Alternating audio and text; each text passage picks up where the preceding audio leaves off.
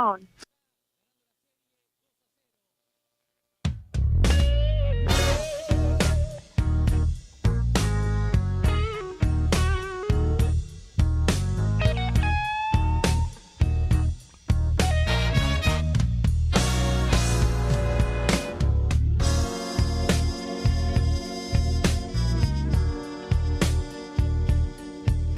I've lost all sense of direction since my baby left me behind.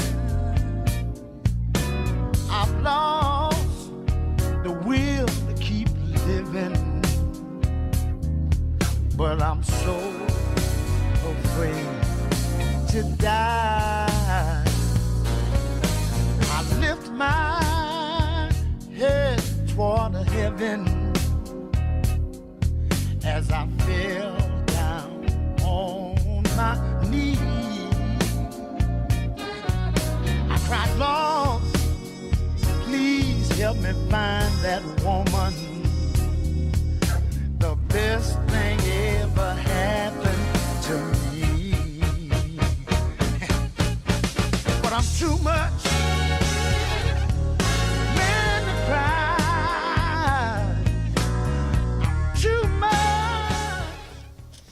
All right, welcome to the 13th edition of the Real Men Don't Play show.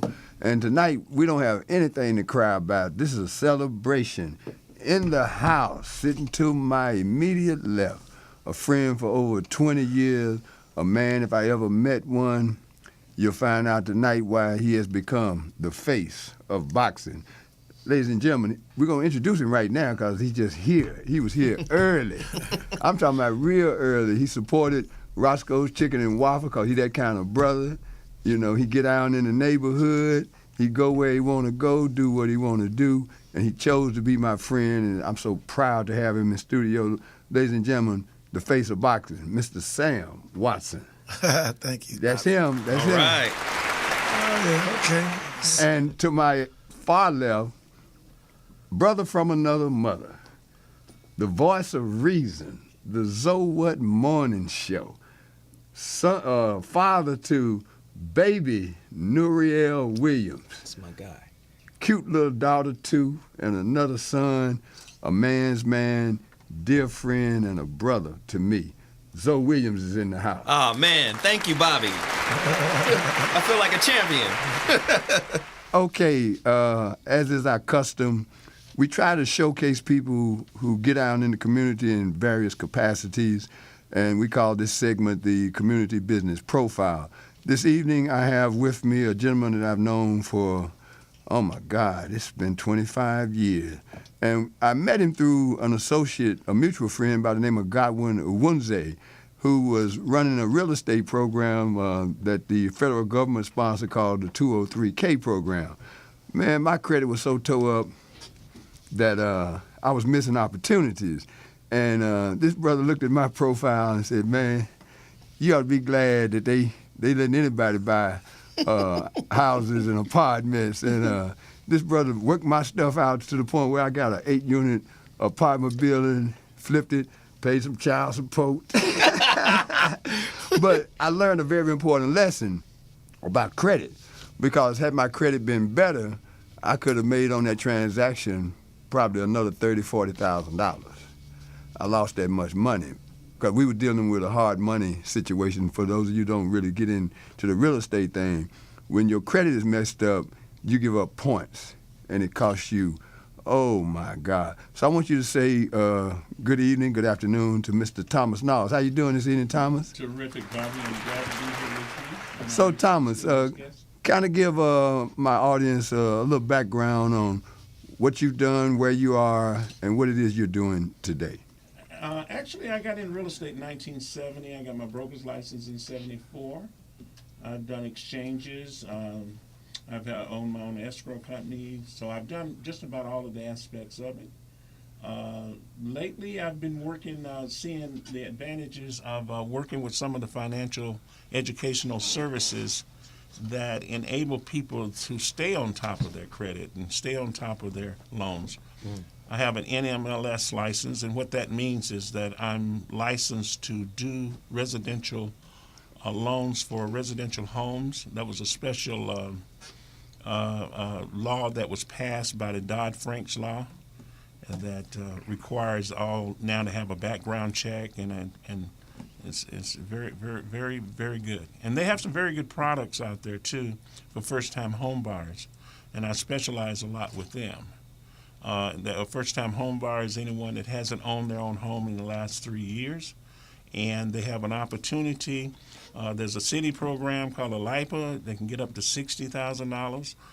There's a program that Luther Burbank has made available through the DOJ that sued them. Well, the DOJ, Department of Justice, right. Okay. The Department of Justice sued Luther Burbank Savings because they didn't have enough diversity in their loan policies. And so in the settlement, Luther Burbank agreed to put up so many $1 million. And what they do for first-time home buyers, they give you $7,500 towards your closing costs, and they give you $7,500 down payment. Minorities can buy anywhere, and anyone that's not Caucasian, European Caucasian, is considered a minority. No, you can't buy none of Donald Sterling property. Well, yeah, but I see. That was a joke. I don't want to get sidetracked because you have been able to work with people from all various income stratas and whatnot. Can you explain to my audience the importance of having good credit, and when you don't have good credit, what you can do that's realistic to improve your credit status and the benefit of doing so? Like I say right now, a lot of my clients that have credit challenges in the past, I've really been directing them to this program. It's called the Financial Educational Services. And what they're capable of doing is really educating you about the process of credit and what to watch out for. They even have that identity theft type programs and stuff like this right here. But what people have to understand is that no matter where you are, if you're at point A and you want to be at point B, there's a relevant step that must be taken in between those. And so whatever they are, we can sit down together and then we analyze what those relevant steps are. And then if you have someone that holds you accountable to it, because a lot of times we don't hold ourselves accountable, we kiss it off and say, well, I was going to do it, but I got a reason why. And the reason why is not important as you getting it done. A lot of times when you commit to someone else, if you have a people in the family, that will help you make the necessary commitment to do the relevant steps necessary to get from point A to point B. You mentioned Donald Sterling. Donald Sterling didn't start off at point B. He started off at point A, no matter where that is. And he starts doing relevant things necessary to do that. He started buying properties. Then he went up to larger units. And then he traded up to other units. He did 1031 exchanges. 1031 exchanges enabled you to move your product from one property to another without paying the taxes on it and just moving that down the line. So you're controlling more of your assets. So there's a lot of things that we can learn about, we need to know about, and it's an ongoing process. We will never arrive, we just arrive in. Well, you know, the wonderful thing that is very basic is that we have, in and of itself, 4 basic necessities, and this is what you're going to learn. Basic. This has been years, and it's food, shelter, clothing, transportation, and the only one that really holds up is shelter. You've got to have your own place that you're living in because you've got to pay for the shelter. The food, you eat it up, your clothes, you wear it out, your cars, you wear it out. But the only thing that really can sustain yourself and really grow, enable you to amass something, is your shelter. Well, you know, we're in a totally different real estate environment now, especially here in Southern California, especially in South L.A. You mentioned all these first-time buyers programs. What is it about your services and how you assemble them that gives a person that's struggling, that still wants to buy a home, a fair shot at getting a home? Well, let's look at some of the programs. They got the City of Los Angeles presents has a program called LIPA. Unfortunately, right now they're out of funds, naturally, because they give away $60,000 towards your down payment to assist the person. So do you help people with the paperwork on that? Because that's, absolutely. Absolutely. that's important for people to know because it overwhelms people. I remember dealing with you, and you took all them forms, and I said, Thomas, just tell me where to sign, which means there has to be a trust factor involved. Oh, absolutely. Okay. Absolutely. And I want my audience to know that this brother did well in school, but he's also streetwise. And in our community, that's very, very important. Now, how do my audience get in touch with you if they want more information about the services that you offer? Do you have a website? Yeah, I have a website. It's called thomaslnalls.com. My email address is Thomas, THOMAS, at thomaslnalls, NALLS .com. My phone number is 626-251-0349, and I'll eventually get back with you. And sometimes, and I want to say this too. You got more comfortable after the process was completed. Yes. It was a trust factor up front that enabled us to do. But as we completed that transaction, and the house became yours, then you look back on it and you say, oh, that made sense, that made sense, that makes sense. And that's what the growth is all about. And believe me, you guys, I was very unsophisticated and a little embarrassed because he looked at my finances and said, oh, my God, you got your nerve trying to buy this property. It was great. And when he pulled that deal off, I knew who to call from that point forward. Now, can people from all over the country and Canada use your services? Because there's people all over the world watching this show right now. A different portion of it can be. Right now, I do have an NMLS license, and my broker's license is for the state of California. Okay. And my NMLS license is for about 26 different states. Okay.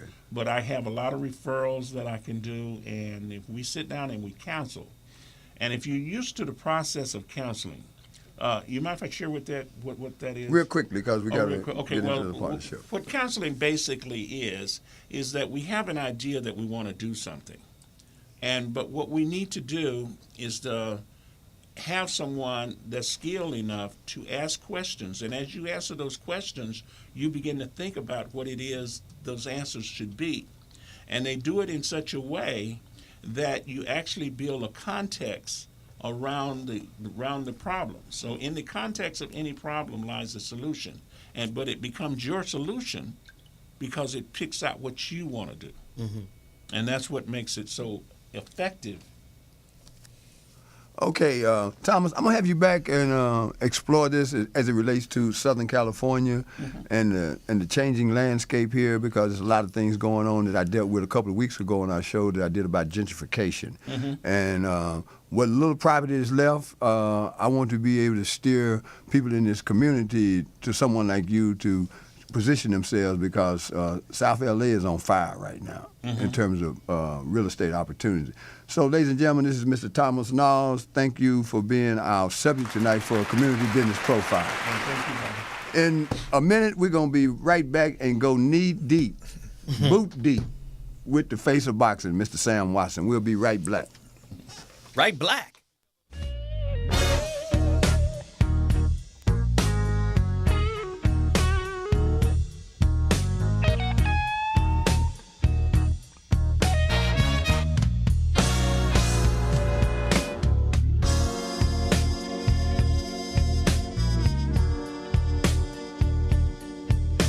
I've lost all sense of direction since my baby left me behind. I've lost the will to keep living, but I'm so afraid to die. I lift my head toward heaven as I fell down on my knees. I cried, Lord, please help me find that woman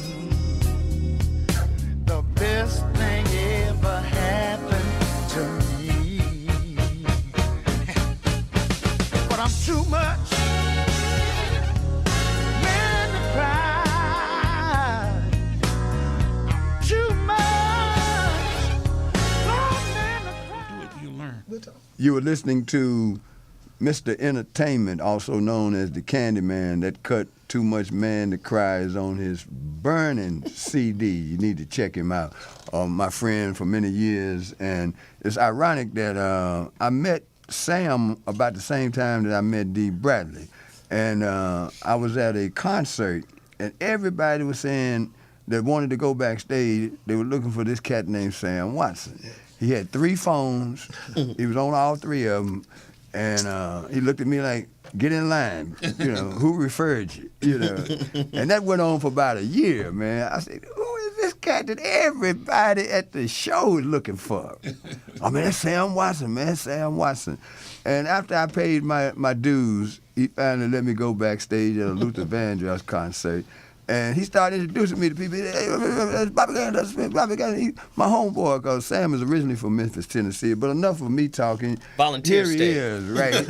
Matter of fact, this is really special tonight. This is Tennessee across the board. In It's the building. Chattanooga, Memphis, And Murfreesboro. Alabama. Now, Alabama, you can't. No, you on the outskirts Hold up, man. Hold You up, on the man. outskirts. Hold up. Country boys. Y'all got that red dirt over there. We don't play that over there, man. Shit. So, Sam. You see between my toes, huh? Yeah. All right. Hold on, Mr. Knob. Now, here's the deal. You just shared something with me that allows me to satisfy what I pitched to the audience in terms of watching the show tonight. I told them that you became the face of boxing because of a number of different things. Part of it is the momentum from being a music promoter, okay? Mm-hmm. But you had a situation last week that I want you to share with them that pretty much explains why you are the face of boxing. You were at an event in Vegas, right? Yeah, for the Floyd Mayweather fight. Floyd won Fighter of the Year. Mm-hmm. Tim Bradley and some other guy won Fight of the Year. A bunch of announcers won all kind of awards for the writers. And Al Heyman won Manager of the Year, and I accepted the award for Al Heyman. So the Golden Boy people wanted me to go up there and say, with a straight face, to all the big-time writers, that I am Al Heyman. And I got ready to do that. When I walked up on stage, I said something different. I said, I am not Al Heyman, but I play Al Heyman on TV. and then what's that? Yahoo Sports got it and just ran off with it, and they just pumped it up real nice, which was really nice. And really, Al Heyman is my best friend in the whole wide world, and we've been together for a long time, 35 years. And it was just, I've been with him through thick and thin, and he's my guy. I mean, when I first met him, I knew everybody. I knew Richard Pryor and Eddie Murphy, and I mean, all the Jackson, all the celebrities. But it wasn't nobody like Al Heyman. Mm-hmm. He just said, Sam, I know you know them all, but I think that you're like my deal that I got. And we was doing concerts, and at that time, big concerts. And we've been doing big concerts ever since. Next biggest show we're doing next in 2 months will be Lil Wayne and Drake. Wow. So we don't mess around. We've been doing them, and it's like a good thing about it is, a blessing is that we do the concerts with Frankie Beverly and all them, Patti LaBelle. Then we do the big ones, rap with Chris Brown and all that. And we also got the fight business. We in the fight business now. Thanks to Vernon Forrest knocking off Sugar Shane about 14 years ago. And wow. We got the fight game, and now we got like 90-something fighters. And 90 winners too.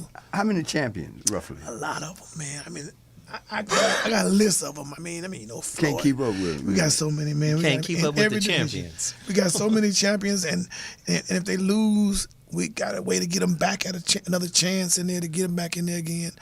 We love what we're doing with the fighters. The fighters, is you do all the fighting, you deserve the money. That's what we deserve. That's what we believe. We don't rip them off and all that.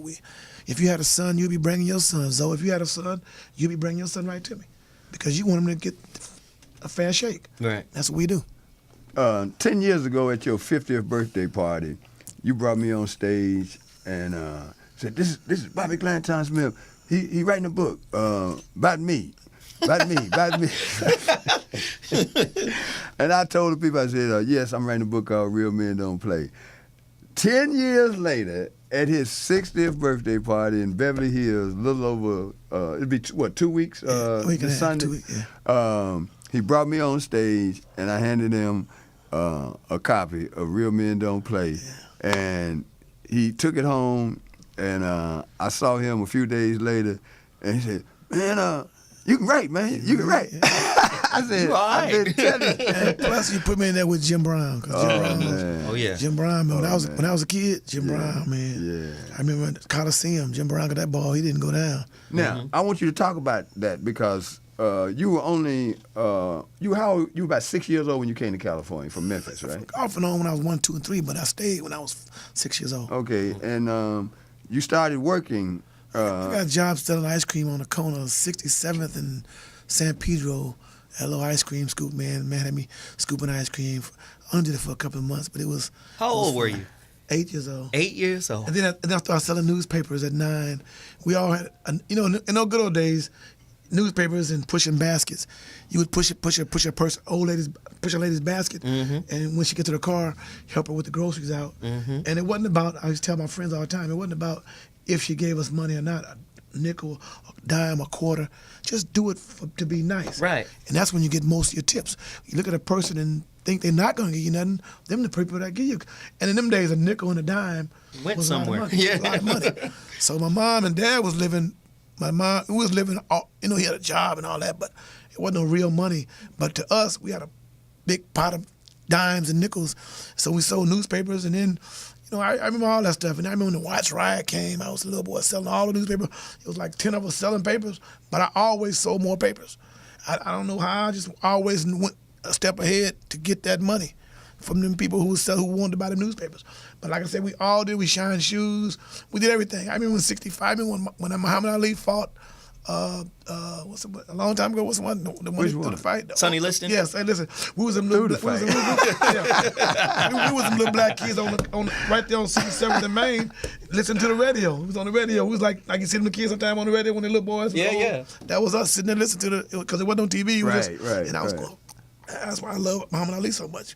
And I when I met him, it was like made me feel so good. So, from the standpoint of your DNA, when people meet you and love you, does that come from your father's DNA or your mother, or is it just a mixture of the two? My mother's a nice 'Cause I never lady. met your father. My but father was tough. Was he? In Memphis, Tennessee. He he was a tough guy. Oh, okay. But he was cool. He had a club. He had a little club called the Devil's Den in Memphis, Tennessee. And he had all the girls and all the guys. He never. Devil's Den. Yeah, it was a cool little The spot. Devil's Den. Lord In the ghetto of Memphis, Tennessee. But I love Memphis. I love to go back and with my little success I got, I like to go back there and hang out with my friends. I love to go back to Memphis. I'm going back next week, matter of fact. Yeah. Can't wait to get back. Just for the weekend. You get your soul back when you go home. Yeah. I get my soul back. That's my way. So, your mom, Mother Rose Watson. Yeah. She's my mama too. Yeah, she's sweet, sweet, sweetheart. What is it about her that you have just, bled into your soul, man, that has made you so successful? Well, she didn't drink. I didn't drink. I started drinking when I got 29 years old. Had my first little drink. I don't even know why I did that, and I just, she didn't smoke nothing. I never smoked weed in my life. So, it's just following her footsteps. I had two fathers, a stepfather and a real father. My stepfather was cool his way, and my real father was cool his way in Memphis, Tennessee. So I listened and looked and watched and listened and looked and watched. And then I remember when they had the riots in 1965, we lived right there. It was Reese High School then. It's Bethune High School, junior high school now.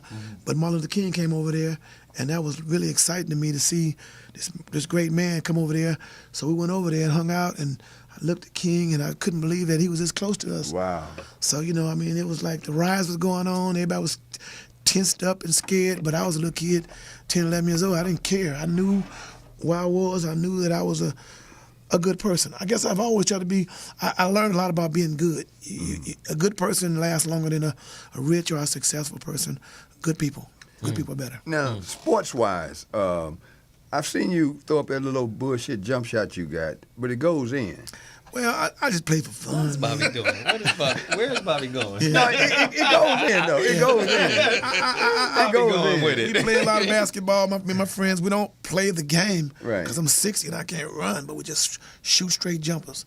How And good were you in baseball? I was the best. I thought I was the best in the whole wide world in baseball. What was your position? Shortstop, second base. You had the arm to outfield. play shortstop. What happened was Motown, I had a job working for the kids at Raymond Avenue Elementary School, where the original Denny ride was over there, Florence and Normandy. Yeah. That was my neighborhood, Florence Okay. and Normandy. I was The man. 18, 19 years old. I was a coach at the school. I could have ran for mayor. Everybody in the community knew I didn't smoke weed and didn't drink, and I was just a good to their daddies. A lot of daddies running off, and I was right there to all them little kids. So then one day, the man, the field man, the general manager, whatever, came over to the school and said, "Sam, you're not doing something right." I said, "Not doing something right? What are you talking about?" And I'd already had Motown waiting to give me a job.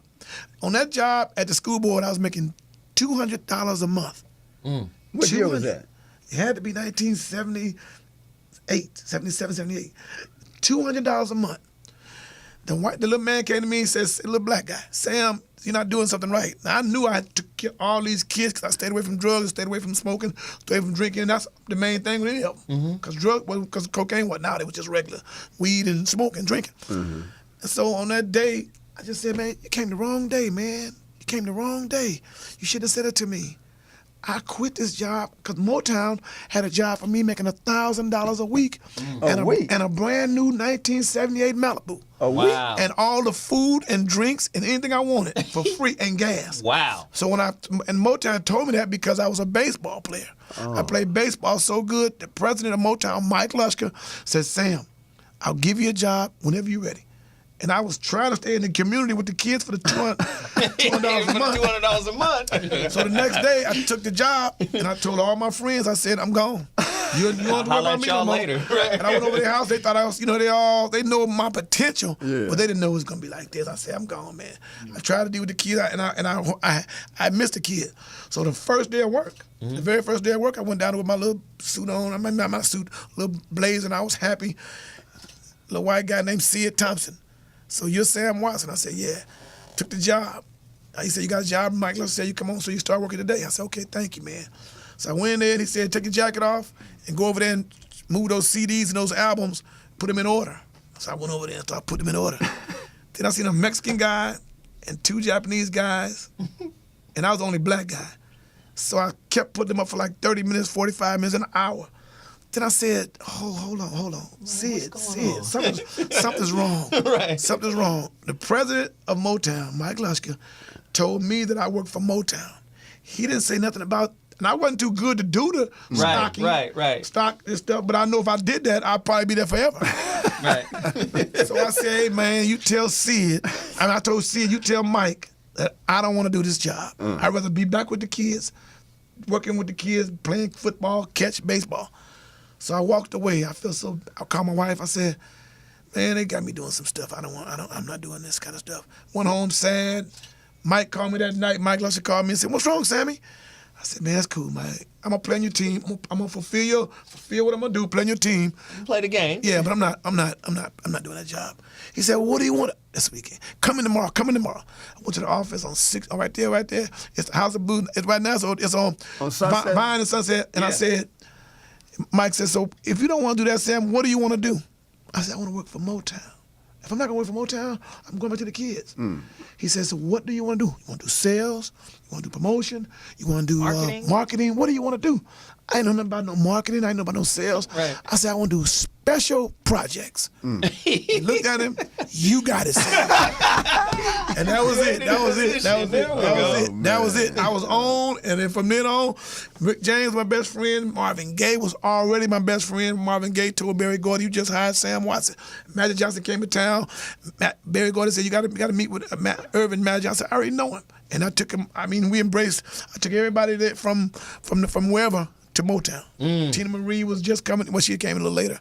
Rick James. I mean, everybody. We had all of them, and they was all my best friends, my personal best friends. Wow. And I see y'all. And right now, Motown's what helped me out so much. That was a young man that That's a great story. You at some point ran across, probably because he made his name a name to remember as a baseball player at, I think it was Fremont High School. He was a multi-sport athlete by the name of Eric Davis. Oh, my God. Eric Davis, let me tell you. He's on the phone right now. Oh, Eric is cold. Hey, Yo, Eric. hey, Eric. ED. You Eric. got to get him on that phone, man. Is he there? Hello, Eric. Might have hung up.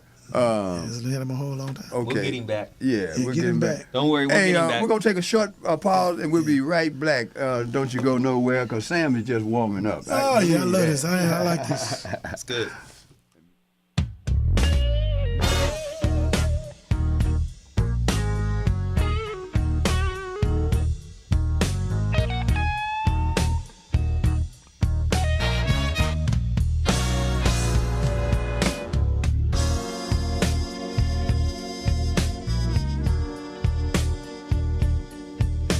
I've lost all sense of direction since my baby left me behind. I've lost the will to keep living, but I'm so afraid to die. I lift my head toward heaven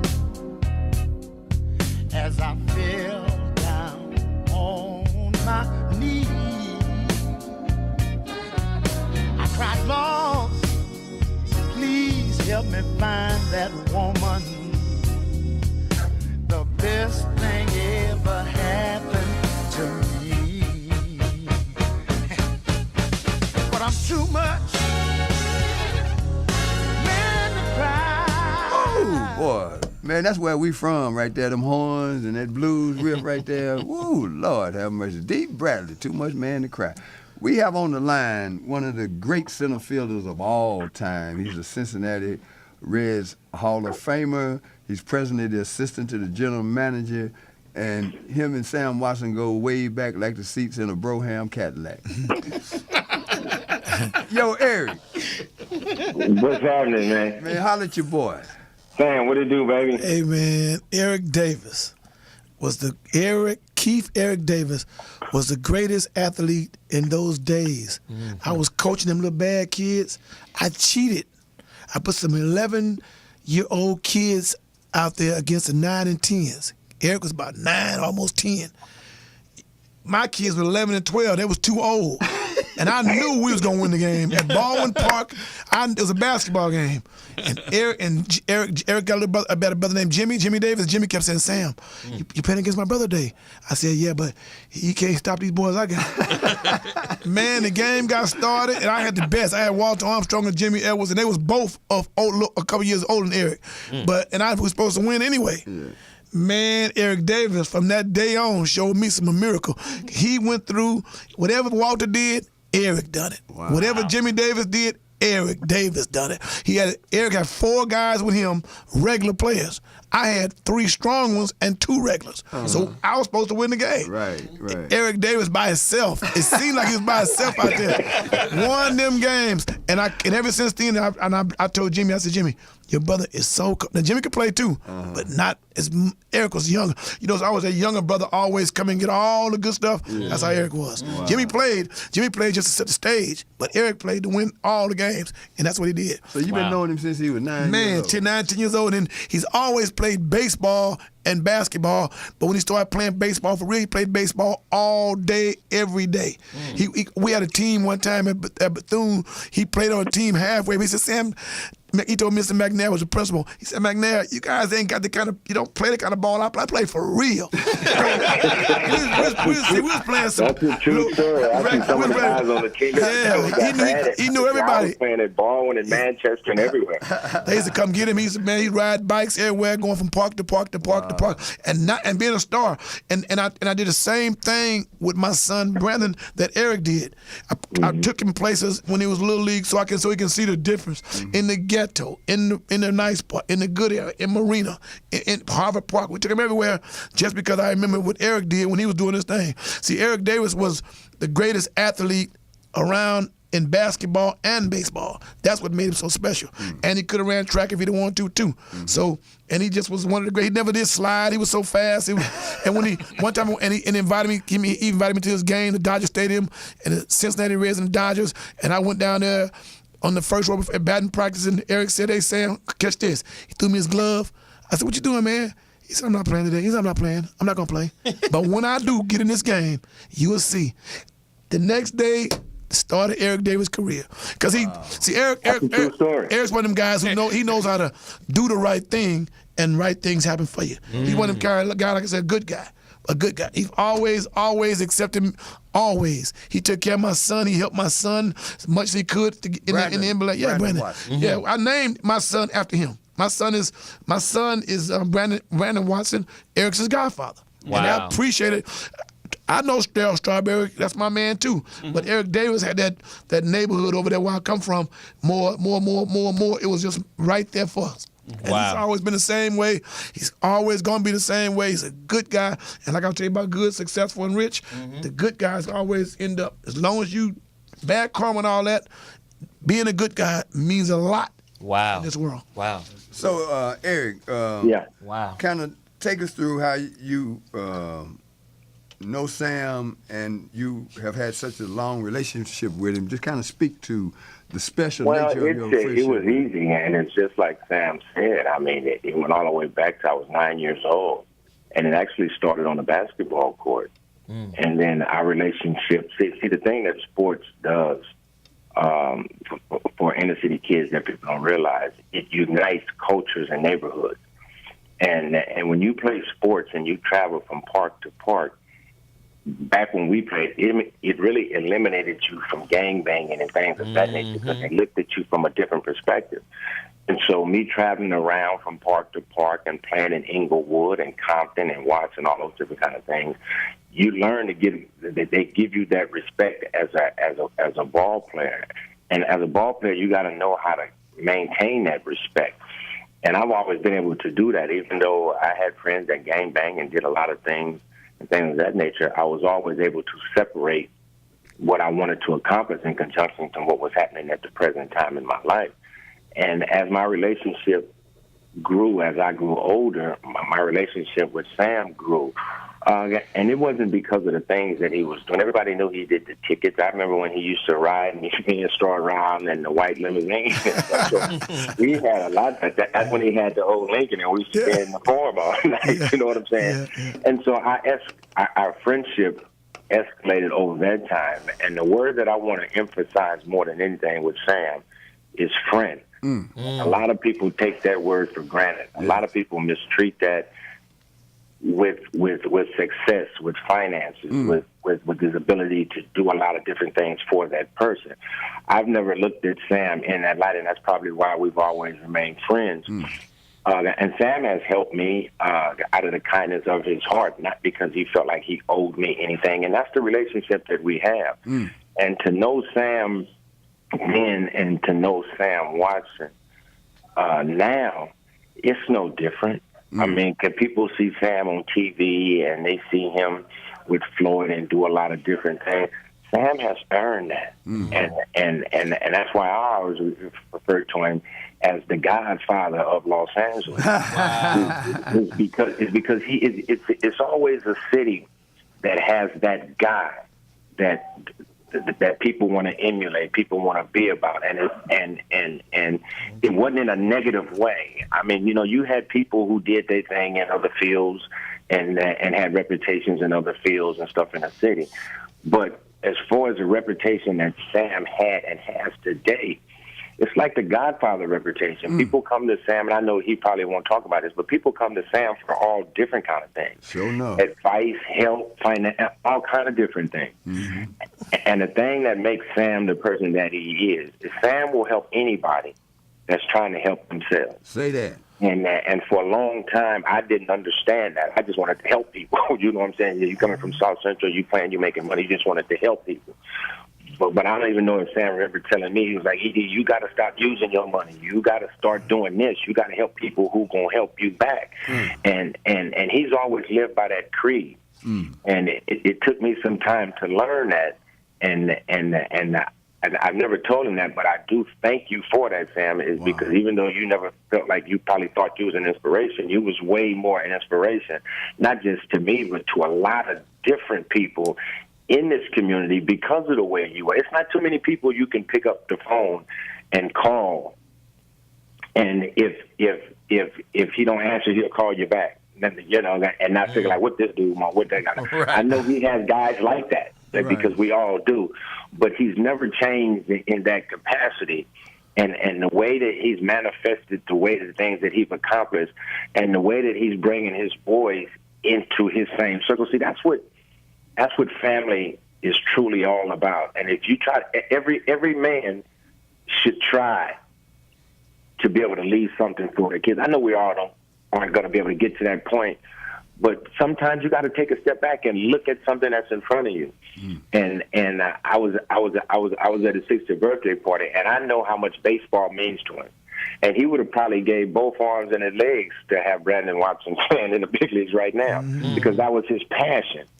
But to change courses and to have a viable entity to allow his kids to change courses, because Marcus played baseball too, he just didn't go as long as Brandon. Right. But to see them change courses and to interact into a business that their father started legitimately, and now it's being praised for in the right direction, is outstanding, and I'm just glad to call him my friend. Hey, Eric, let me say something. Do you, your listeners, I think you got about 100 listeners or 1,000 listeners, whatever you got, Bobby, do you know you got Mr. Eric Davis? Yeah. Now, I'm serious about this. Yeah. Everybody knows that Eric Davis won the World Series. Everybody knows that he came to the Dodgers. Everybody knows you have Eric Davis on the phone, Bobby. You got to make sure your listeners tell your listeners that that's Eric Davis, the baseball. But this is different. The Eric Davis. The Eric Davis from the Cincinnati Reds, and that was his. World They loved Joe Morgan. All of them loved Eric Davis. He's from the ghettos over there on Denver, some street over there with Denver. What that street was? That's Crowder. It was Denver, yeah. Yeah, I mean he comes straight from there, man. The Jackson 5 came in his house one time, and one of them ate one of his steaks out the.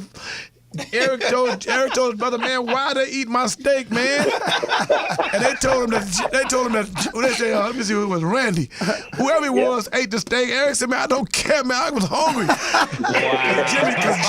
Because Jimmy, his brother was Jimmy was just getting in because this is the Jackson 5. Yeah. And that's what my brother ran with them, and they did their thing and stuff. And I'm coming from playing ball. And he was hungry. And it was me and my brother and my father. So I bought like 12 or 15 steaks, and we all got 5. And my brother ate his, and he got the Jackson 5. They came over and ate in this Denver, for real. in my living room eating my steak. And I don't give a damn about I don't care who you are. And Eric told Jimmy, don't you ever do that again, man. Yeah, I said they could buy this whole neighborhood. Why they down here eating my steak? You should be in Beverly Hills or somewhere. Eating their food. That's a true story. I forgot about that. Yeah, that was a real deal there, Eric. Okay, I want to wrap this segment up by talking about your collaboration as the godfather to Brandon and the contribution you made to history and how you felt when you saw him go from one game to the next. What was the name of that team he was playing with in Ohio, Sam? I don't know. I think it was in Triple A. I think it was in. I don't know what it was. Well, for my listening audience, Sam turned Brandon and Marcus over at the high school level for intensive training to Eric Davis. To Eric, right? See, Eric Davis, I use a lot of people. I use Maury Wills, which is for the Dodgers, baseball still. Great still player, baseball. yeah. I use Eric Davis. Eric Davis was the one that I can trust because I knew Eric more than I knew Tommy Davis and all them guys. There's a bunch of guys that play for Dodgers that I talked to, and I let them work with them, but they wasn't nothing like Eric Davis. Okay. I went with Dale Strawberry, I went with Joe Morgan, I went with all of them, but Eric Davis was the one that I knew would help.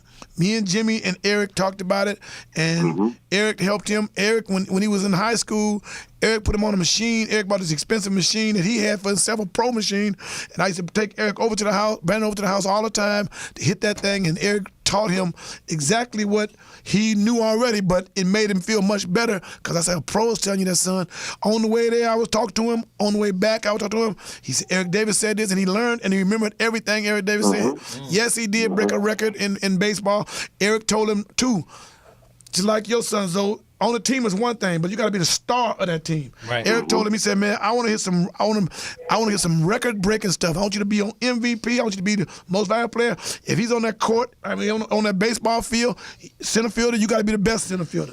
You know what I'm saying? When you're hitting, you got to be the best hitter. You got to be somebody because anybody can just make the team and ride with it. And so that stuck in stuck in my mind and Brandon's mind because we talked about it on the way to Eric to hit with Eric. On the way back, we talked about that, and that's what happened. Later in life, I mean, he was always a good hitter, but after being with Eric and talking to Eric Davis, it made him stronger, changed smarter, his life. and he believed. Yeah. He believed in himself all the time. And but Eric kept saying, Brandon said, "I got 4 hits today, Eric. You could have got 5." It's just Eric was always and telling him the honest to God truth, and that's what we loved Eric for because he was honest with us. He watched everything, even if he was hitting his own home runs in the big leagues because he was still in the big leagues doing his thing. We'd call him up late at night, and he always answer. And I'll tell you, Brandon, I got you. I'm gonna tell you something, and he would tell it exactly how it's gonna be. He told us it's gonna be tough. It ain't easy, and Eric told from the beginning to the end. He was right there with him through thick and through thin. Wow. Well, just so my audience knows. Just say something real quick. Sure. As a godfather, it's a tremendous honor because a lot of people take that for granted and they really don't know what it means.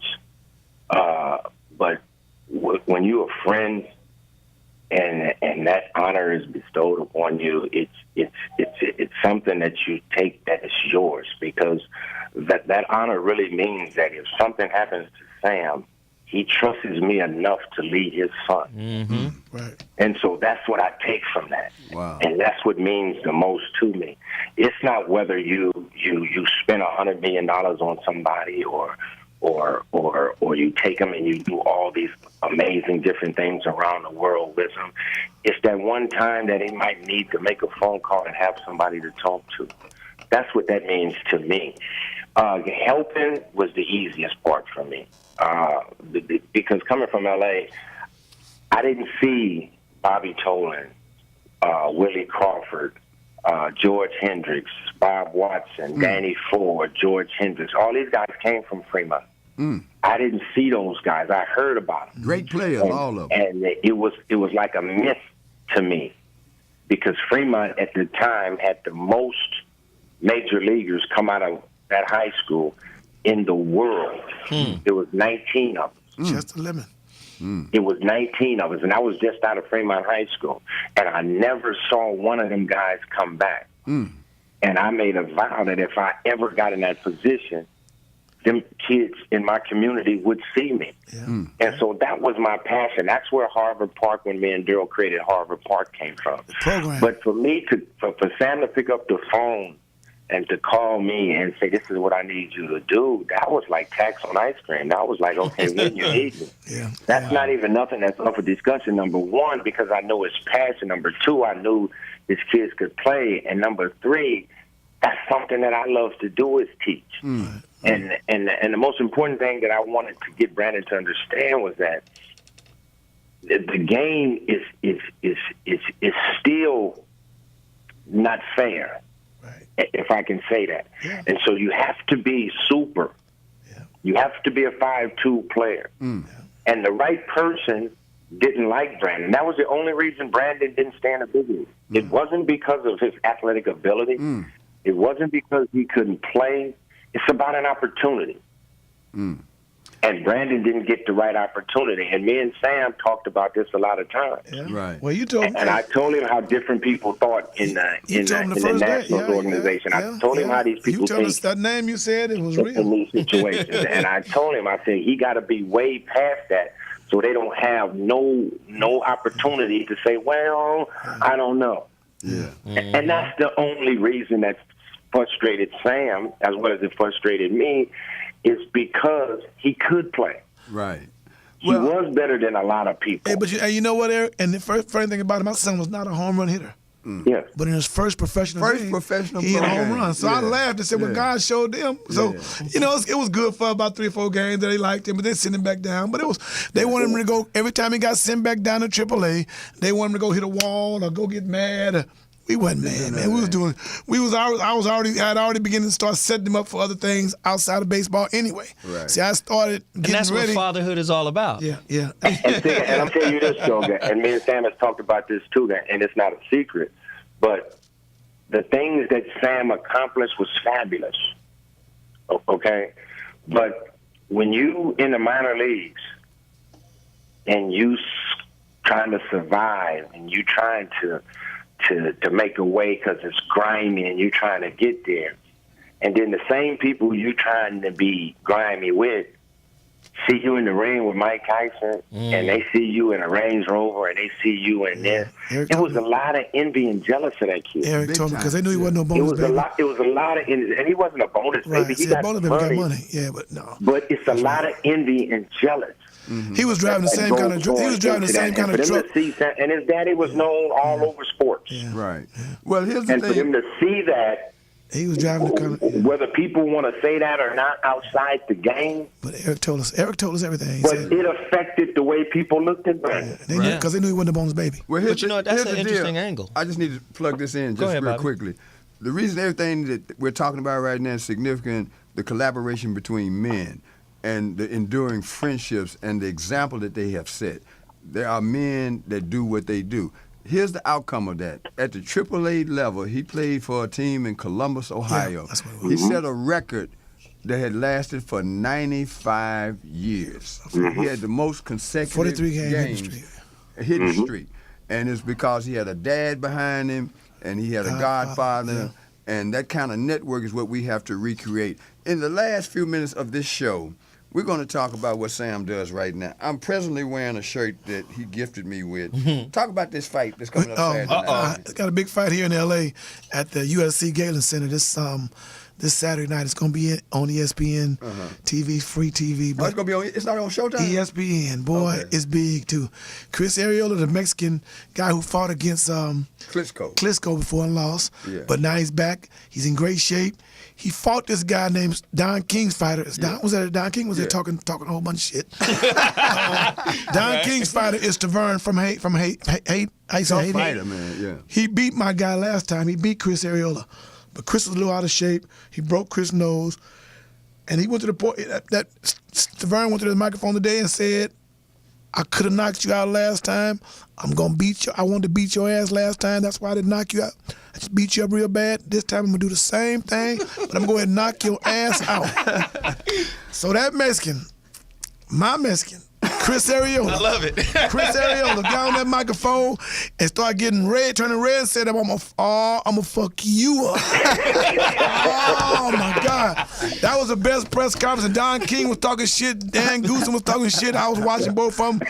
And I said, okay, it's on now. So this Saturday night, 2 big heavyweights. Now whoever wins the fight, we don't have Stavern, that's Don King. We got Chris Arreola, the hitman from the Mexican. Oh my God, he can't wait to be. It's gonna be a great fight. The winner of that fight gets Klitschko. The other Klitschko. Really, the winner of the fight really gets Deontay Wilder, who's a big black, your boy. strong, 30 wins and 30 knockouts. That's your fighter, Yeah, too. so whoever wins the fight gets him. So whoever wins this fight here gets him, and whoever wins between them get the Klitschko. So it's on this Saturday night, man. You should have heard him talking, but it was Dan Goosen bet Don King. Don King said, let's bet $1 million. I bet $1 million on my fighter. Dan Goosen said, no, we don't bet no $1 million on a fighter. If my fighter lose, I cut all my hair off bald. If Tavern lose, you cut all your hair off. That's the bet. They couldn't get it together because they was both scared. But Chris Arreola gonna be on his ass. One time Denzel Washington had a fight. Denzel had a fighter named Bolo about 10 years ago, whatever. And Chris was our new sensation, Mexican heavyweight. And we was at the Staples Center Farm. Where was that? And I was over there with Denzel with what's the man name from the judge, Judge Matthews. yeah. Judge Matthews was talking that tough. Yeah. I said, man, Chris Ariel ain't gonna lose against y'all. We were supposed to lose that fight. But I said, no, I wouldn't have told Chris, don't you let that man beat you, Chris. And Chris ain't gonna never forget that. Chris went in there and knocked that boy out in about the sixth round. Wow. It was cold. And right now it's where, it's gonna be a war because the boy beat Chris last time. Yeah, I saw that This fight, boy. yeah. But it was a Tough fight, bloody noses make fights change, and you start thinking. So it's gonna be a war though. It's gonna be a war. You 'cause they got both any tough. other fighters on that card? No, not big fight like this one. That's the biggest one. I got a bunch of little fighters on there. Other big fight coming up is Lara.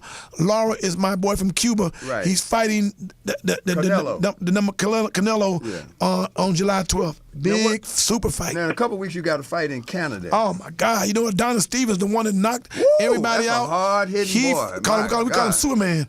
We just got him last month, and he's fighting his biggest fight today. He's fighting a big, strong German guy. But they fight over in Canada, Montreal, Canada. I can't wait to go back and do my thing over there with them next Is week. that gonna be on Showtime? 24th on Showtime, regular Showtime TV, but it's gonna be big fight because he wants to fight. But if he won that fight, fights Bernard Hopkins, Okay. and after that they go on to fight some guy named Triple G or whoever that is. Oh, that's Golovkin. That's Yeah, a bad we want them all. We looking for all of them.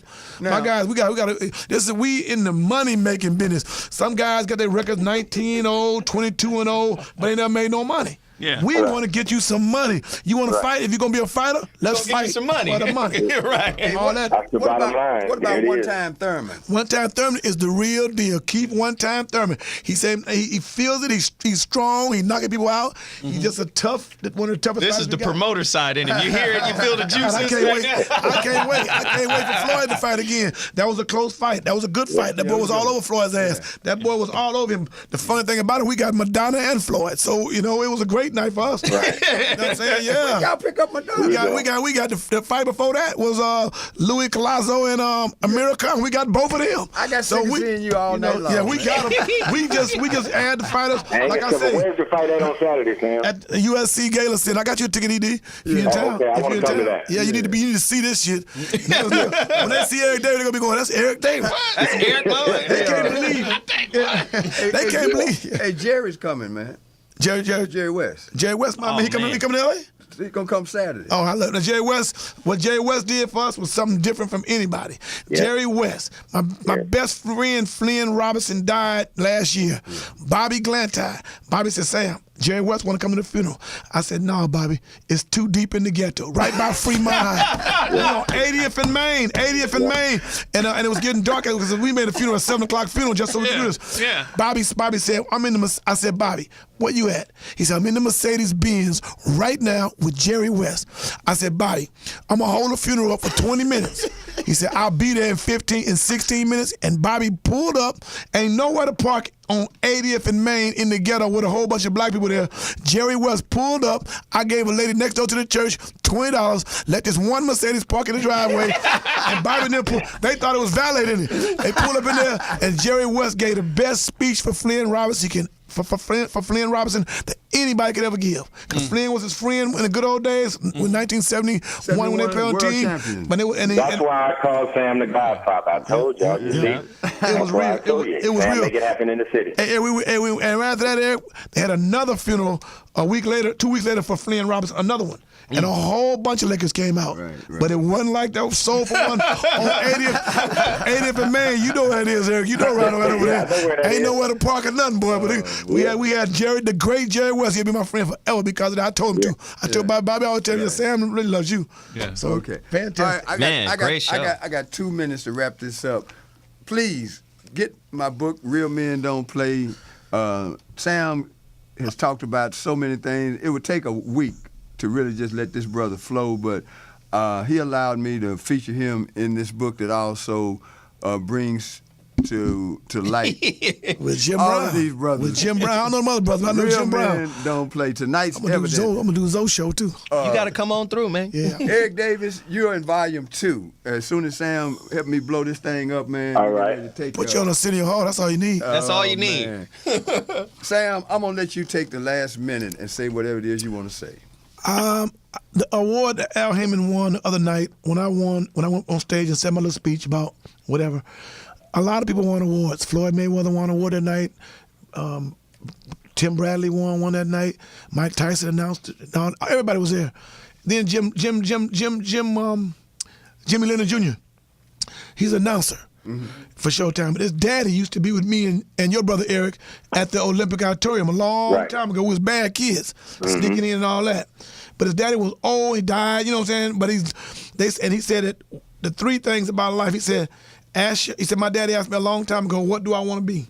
Successful, rich and famous, or a good person? They gave him the good guy award. That's the name of the award. And it was just so touching to see a person just being good. People right now should just try to be a little bit good, and you'll get more out of it. Good.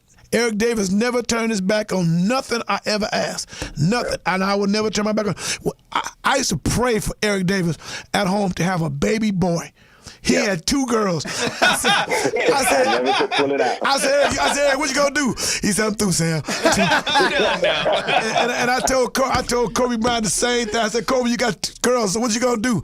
I'm through, Sam. So it's hard as hell to make it like you want to make it. It's hard to have. Like I tell Floyd Mayweather and his daddy, I love y'all because you guys are 2